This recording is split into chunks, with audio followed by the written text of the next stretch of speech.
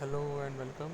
और आज का टॉपिक हम ले रहे हैं सेल डिवीजन एंड इसके बाद में जो है फोटोसिंथेसिस से जो है टॉपिक लेंगे हम। ठीक है, चलिए। तो अभी तक अगर आपने चैनल को लाइक और सब्सक्राइब नहीं किया है तो जल्दी से कर लीजिए। और इसी तरह से वीडियोस जो हमने पुराने भी अपलोड किए हैं उनको देखते रहिएगा, आपके नीट में जो आपको बहुत ज़्यादा हेल्पफुल रहेगा। चलिए, तो पहला क्वेश्चन लेते हैं। Main arena for cellular activities, है ना। कोशिका में क्रियाओं का मुख्य स्थल क्या होता है? ये साइटोप्लाज्म होता है। चलिए, next question. Cell are greatly differ in size, shape, activity, all of the above. कोशिकाएं भिन्न होती है, अमाप, आकृति, क्रियाकलाप सभी सभी में होती है। ठीक है, अलग अलग आपकी जो है स्क्वेमस सेल होगी, कॉलमनार सेल होगी, तो सबका शेप, साइज और एक्टिविटी सब अलग अलग टाइप की रहती है। First living cell was seen and describe by, तो सबसे पहला सेल देखने वाला कौन था? रॉबर्ट हुक था, लेकिन वो डेड सेल था। रॉबर्ट ब्राउन ने क्या किया था? तो इसने जो है आपका न्यूक्लियस की खोज की थी। एंटेगॉन लीवेनहॉक जो था, इसने जो है सबसे पहले क्या किया था? लिविंग सेल को देखने वाला था।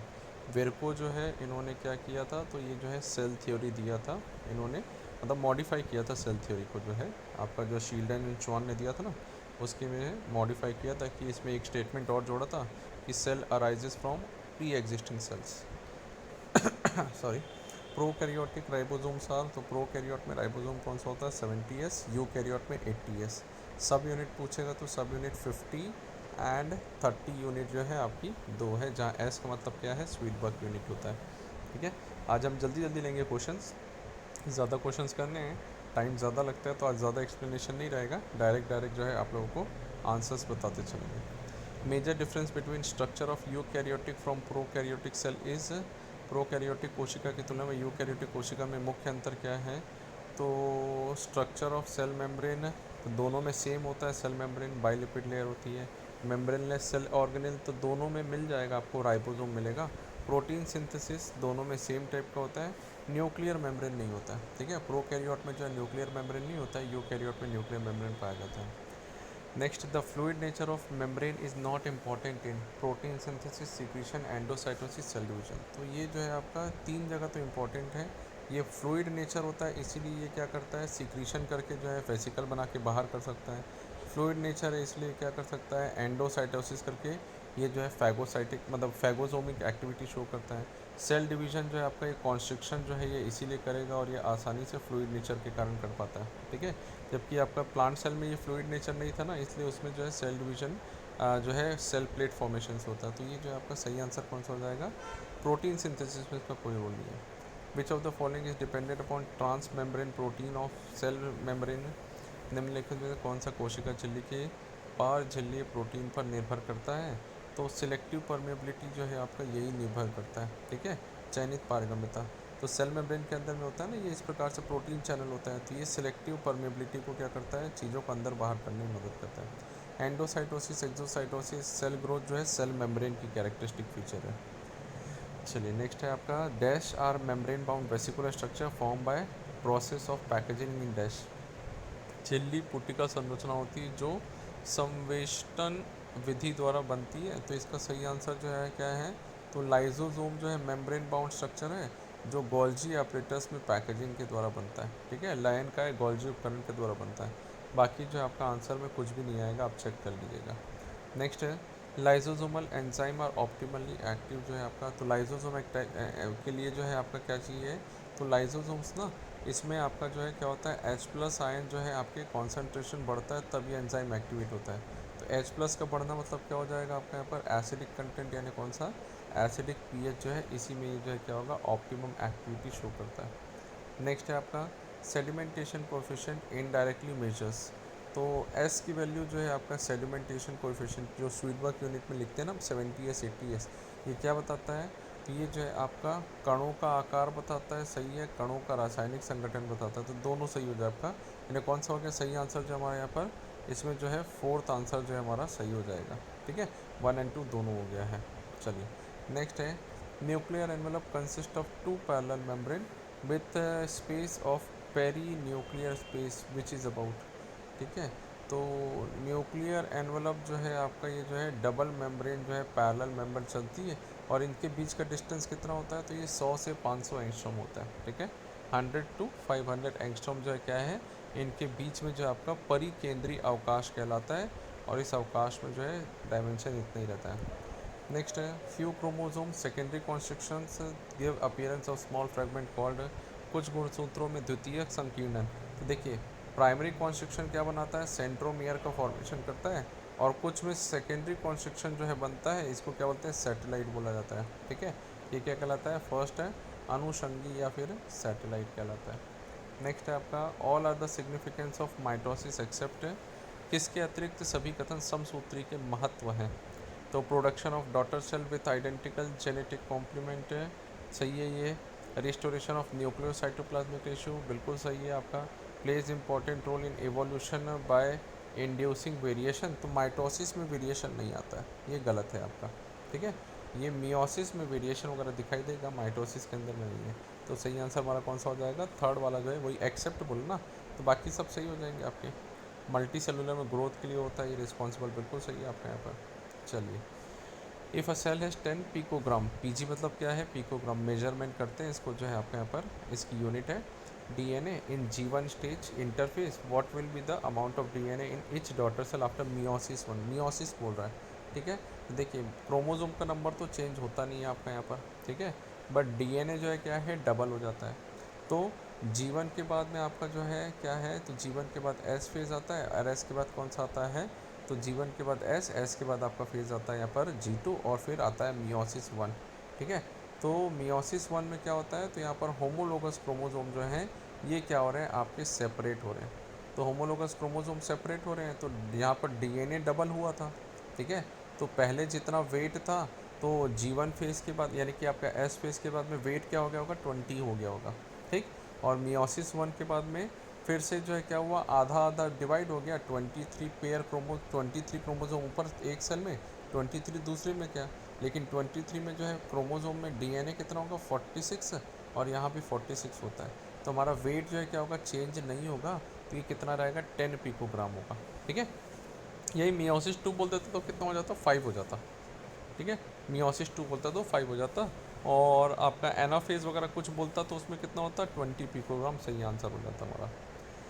कॉल्किसिन act as a mitotic poison by, तो कॉल्किसिन जो है it prevent polymerization of tubulin molecule, prevent polymerization of tubulin molecule, inhibiting DNA replication, inhibiting protein synthesis. ठीक है, तो ये जो है आपका कॉल्किसिन जो है मेटाफेज में जो है ये आपका ट्यूबुलिन का पॉलीमराइजेशन यानी स्पिंडल फाइबर फॉर्मेशन को प्रिवेंट करता है। ठीक है, चलिए तो सेकेंड आंसर हो जाएगा। All of the following are made up of cell, various reaction occur in cytoplasm to keep cell living state, centriole and ribosome are membraneless organelle present in eukaryote and prokaryote, तो ये तो गलत है आपका। ठीक है, सी वाला जो है ये गलत है, बाकी ये सही है और ये सही है। क्वेश्चन क्या पूछा है, अच्छा क्वेश्चन में ए इज ट्रू बी और सी गलत है, नहीं, A B true C false, हाँ यही सही है हमारा, सेकंड ऑप्शन जो है ये हो जाएगा आपका। ठीक है, देखो ये सेंट्रियोल नहीं मिलता है प्रोकैरियोट में, राइबोसोम तो मिलता है प्रोकैरियोट यूकैरियोट दोनों में, लेकिन सेंट्रियोल जो है ये किसके अंदर मिलता है, ये सिर्फ और सिर्फ आपके यूकैरियोटिक सेल में मिलता है। How many chromosome will be onion root tip cell at G1 phase after S and after M phase if the 16 if it has 16 mesophyll.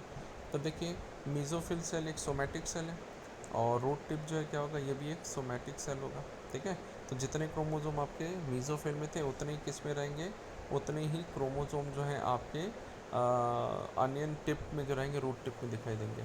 ठीक है, अब यहाँ पर जो है क्या है, G1 में 16 है ना, तो आपका जो है G1 में कितना रहेगा, क्रोमोसोम 16 रहेगा। एस फेज में कितना रहेगा, तो भाई क्रोमोसोम नंबर तो जितना था पहले उतना ही रहता है ना, डीएनए डबल होता है, तो क्रोमोसोम कितना है, 16 ही रहेगा, और एम फेज में भी कितना रहेगा, ये 16 रहेगा। तो सही आंसर कौन सा हो गया हमारा, फोर्थ, 16 16 16 जो है क्या है, ये आपका रहेगा। ठीक, डीएनए बोलता तो डीएनए कितना हो जाता, तो 16 32 16 जो है हमारे यहाँ पर, ये जो है आपका आफ्टर एम फेज जो है दिखाई देता। चलिए, who describe the first action spectrum of photosynthesis, तो एक्शन स्पेक्ट्रम देने वाला सबसे ज़्यादा पहले कौन था, प्रिज्म एक्सपेरिमेंट करने वाला एंगलमैन, जिसने बोला था रेड और ब्लू लाइट में मैक्सिमम फोटोसिंथेसिस होता है। ठीक है, वॉन सेक जो था, जूलियस वॉन सेक जो है, इसने क्या किया था, तो स्टार्च वगैरह जो है आपका यहाँ पर है, ये जो है आपका इसने बताया था। ठीक है, और एक वॉन सेक जो है इसने आपका हाइड्रोपोनिक्स के बारे में बताया था, है ना। हाँ, इंजन हाउस जो है इसने क्या किया था, तो इसने बेल जार एक्सपेरिमेंट को लाइट और डार्क में रखा था, और दूसरा इसने जो है एक जलीय पादप जो है आपका यहाँ पर वाटर एक्वेटिक प्लांट में जो है देख के बताया था लाइट एक्सपोजर से कि ग्रीन पार्ट में ऑक्सीजन बनता है। और वॉन नील का तो आपका मील का पत्थर है एकदम आपका, ठीक है, कि ऑक्सीजन जो है किससे आता है, वाटर से आता है आपका, ठीक है, कार्बन डाइऑक्साइड से नहीं आता। नेक्स्ट है Engelmann experiment with Cladophora demonstrated full spectrum of sunlight is equally effective for photosynthesis, only red wavelength are effective, only blue wavelength are effective, both blue. सही आंसर कौन सा हो गया, रेड एंड ब्लू जो है आपका Engelmann ने बताया था आपका, ठीक है। लाल और नीला दोनों त्यारे तरंग जो है क्या करते हैं, बहुत ज़्यादा जो है प्रभावी आपके यहाँ पर दिखाई देते हैं। चलिए, सिलेक्ट द इनकरेक्ट स्टेटमेंट है, गलत कथन को पहचानिए।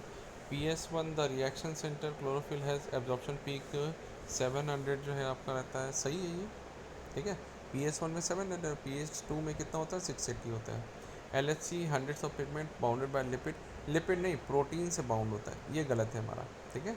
लाइट हार्वेस्टिंग कॉम्प्लेक्स जो है क्या है हमारा, ये बहुत सारे अणुओं से बना हुआ है जो प्रोटीन से बंद होता है। स्प्लिटिंग जो है आपका PS2 के साथ संबंधित है, बिल्कुल सही, क्योंकि इलेक्ट्रॉन को देना पड़ता है हर बार।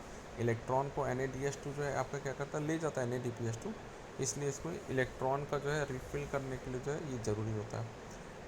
Primary electron acceptor PS2 is pheophytin, ठीक है, सही है आपका ये जो है ना, ये फियोफाइटिन रहता है आपका प्राइमरी एक्सेप्टर जो रहता है। चलिए, अब जो है यहाँ पर A से D के बीच में जो है आपको करेक्ट पहचानना है क्या कौन सा सही है। तो देखिए आपका जो है यहाँ पर A जो है क्या है, A जो है आपके एक्सेसरी पिगमेंट है, एंटीना मॉलिक्यूल बोलते हैं इनको, ठीक है। तो एंटीना जो है आपका किस में आ रहा है, तो सेकेंड ऑप्शन में आ रहा है और फोर्थ में आ रहा है, ठीक है। D जो है क्या है, रिएक्शन सेंटर है, डी जो है रिएक्शन सेंटर है, तो देखो ये इसमें दिख रहा है डी में रिएक्शन सेंटर। बी जो है प्राइमरी एक्सेप्टर है और सी जो है फोटोन है, बिल्कुल सही है। तो हमारा सही आंसर कौन सा हो जाएगा, सेकंड ऑप्शन जो हमारा यहाँ पर सही हो जाएगा। नेक्स्ट है आपका यहाँ पर विच of the following component required by for chemo osmosis, chemo osmotic hypothesis है ना, तो इसके लिए क्या क्या चाहिए, तो इसके लिए जो है आपका प्रोटॉन, मेम्ब्रेन, प्रोटॉन ग्रेडियंट और एटीपीस, यही चाहिए आपका, ठीक है। प्रोटॉन पंप, इलेक्ट्रॉन ग्रेडियंट नहीं, प्रोटॉन ग्रेडियंट चाहिए पड़ता है यहाँ पर, ठीक है। एटीपीस चाहिए, प्रोटॉन पंप भी बोल सकते हैं हम यहाँ पर, मेम्ब्रेन चाहिए आपका यहाँ पर। F0 F1 एटीपी नहीं चाहिए, एटीपी तो बनता है यहाँ पर, ये गलत हो जाएगा आपका, ठीक है। Proton pump, membrane, proton gradient, light नहीं चाहिए यहाँ पर, है ना। एंजाइम एटीपीस चाहिए पड़ता है, थर्ड आंसर जो है सही है आपका। NADP reductase enzyme is located on, तो NADP कहाँ पर पाया जाता है, तो ये जो है आपका स्ट्रोमल लैमेला जो होता है ना, जहाँ PS2 चलता है, तो स्ट्रोमल जो आपका रहता है इसमें जो है पाया जाता है। तो ग्रैना थैलाकॉइड के जो है ग्रैनम जो है इसके स्ट्रोमल साइड में मिलता है, सही है यही आपका, ठीक है। ल्यूमेन साइड में नहीं, बाहर साइड में मिलता है, और यही से क्या होता है, NADPH2 का फॉर्मेशन हो जाता है, ठीक। तो ये जो आपका यहाँ पर सही आंसर क्या हो जाएगा, फर्स्ट वाला जो है सही हो जाएगा। नेक्स्ट है इन C4 शुगर इज सिंथेसाइज्ड इन, तो C4 प्लांट में शुगर जो है आपका कहाँ बनता है, तो C4 में शुगर का फॉर्मेशन जो है ये आपका बंडल शीथ में होता है, ठीक है, इसके अंदर है। तो C4 में बंडल शीथ सेल के अंदर में ही पाया जाएगा। मीजोफिल में कार्बोक्सिलेशन तो होता है, लेकिन कैल्विन साइकिल कहाँ चलती है, ये बंडल शीथ में चलती है, और यहीं पर ही आपका शुगर का फॉर्मेशन होता है, ठीक। चलिए, नेक्स्ट है select the incorrect statement about C4 plant, तो बंडल शीथ में form several layer around the vascular bundle, Rubisco is absent in mesophyll, small sized and few number of chloroplast in bundle sheath, PP is reason, third गलत है, ठीक है। ये जो क्या है थर्ड वाला जो है गलत हो जाएगा, बाकी सब हमारे क्या है सही है आपके। तो इनकरेक्ट ही पूछा है ना, हाँ, तो इनकरेक्ट जो आपका कौन सा हो गया, पोलाच्छाद कोशिकाओं में हरित लवक आकार छोटे नहीं बड़े रहेंगे, और थोड़ा सा इनमें क्या रहेगा, नंबर भी ज़्यादा रहता है आपके यहाँ पर, ठीक है। चलिए, आज थोड़ा सा हम ज़्यादा क्वेश्चंस ले रहे हैं, आज ज़्यादा डिस्कशन नहीं ले रहे हैं। अगर वीडियोस आप लोगों को इसी प्रकार से चाहिए तो आप लोग कमेंट करके बताएंगे, और अगर आप लोगों को थोड़ा एक्सप्लेनेशन ज़्यादा चाहिए तो आप लोग कमेंट करके बताएंगे, तो हम एक्सप्लेनेशन फिर आपका नेक्स्ट वीडियो से ज़्यादा रखेंगे। अदरवाइज़ हम फिर शॉर्ट में ही जो है जल्दी जल्दी वीडियोस को जो है आपके यहाँ पर क्वेश्चन आंसर्स आप लोगों के लिए देंगे। आप लोग चाहें तो बीच में पॉज कर सकते हैं, क्वेश्चन पढ़ सकते हैं, और फिर अपने आंसर्स को देख सकते हैं, फिर आप उससे कंपेयर कर लीजिएगा, ठीक है। चलिए, the process which makes major difference between C3 and C4 जो है क्या बनाता है, तो ये जो है आपका फोटो रेस्पिरेशन, ये C4 प्लांट में नहीं होता है, सिर्फ C3 में पाया जाता है। कैल्विन साइकिल, ग्लाइकोलिसिस, रेस्पिरेशन, ये सब में होता है। फोटो रेस्पिरेशन जो है कैरेक्टरिस्टिक फीचर है। During photorespiration oxygen consuming reaction occur in, तो फोटो रेस्पिरेशन ऑक्सीजन जो है आपका कहाँ पर होता है, तो ये पेरोक्सिसोम और माइटोकॉन्ड्रिया दोनों जगह होता है। ठीक है, पेरोक्सिसोम एंड माइटोकॉन्ड्रिया जो है इसमें ऑक्सीजन जो है क्या है आपका कंज्यूम होता है। ठीक है, तीन जो है ऑर्गेनल्स यूज होते हैं, एक क्लोरोप्लास्ट, दूसरा जो है आपका माइटोकॉन्ड्रिया और तीसरा है पेरोक्सिसोम। इन तीनों के बीच में फोटो रेस्पिरेशन चलता है। Water stress in plant causes decrease in photosynthesis because water stress in plant causes decrease in photosynthesis, तो पादप में जल प्रकाश अंश में कमी लाता है। It reduces the carbon dioxide in leaf, it reduce surface area of the leaf, it reduces the metabolic activity of the leaf. ठीक है, तो मेटाबॉलिक एक्टिविटी तो कम हो जाएगा पानी में। ठीक है, और पानी कम होने से जो है पत्तियाँ सिकुड़ भी जाती, तो सरफेस एरिया भी कम हो जाता है ना। तो बी और सी तो सही लग रहा है अपना यहाँ पर, है ना। तो बी सी सही है, तो इस हिसाब से देखा जाए तो आपका तीन चारों ही आ जाएगा, तीनों ही सही है ना। ये ऑप्शन जो है ए बी एंड सी तीनों करेक्ट जो है हमारे यहाँ पर बन जाएगा।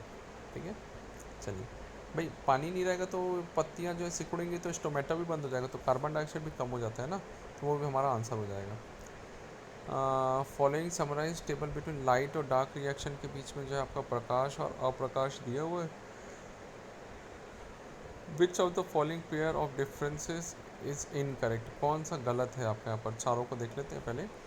तो these are also called biosynthetic phase, ये जो है फोटोकेमिकल फेज कहलाता है, तो उल्टा लिखा हुआ है, ये तो गलत है आपका।